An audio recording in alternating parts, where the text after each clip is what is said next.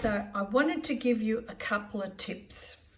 It's important that once you've done your dough, your pizza dough or your bread dough, that you put it in a bowl, a ceramic bowl like this.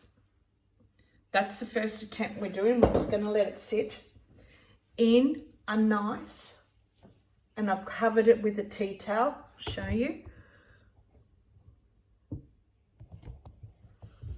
It needs to be in a warm place. So I've put it at the corner. I'm going to be doing some cooking, so there'll be a lot of steaming and warmth around that there. And today, because it's not a very warm day, it might take a little bit longer for it to rise.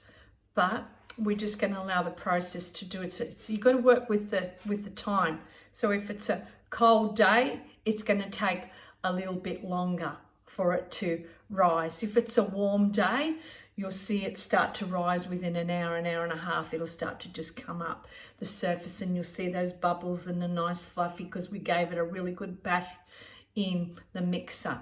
So it's important. These are really important steps, very important steps with pizza dough or bread, because you want the outcome. These are procedures. So without these procedures, you're not going to have the final product, and it's not going to come out the way that you think or want it to come out. So it's important that you allow these procedures to take place.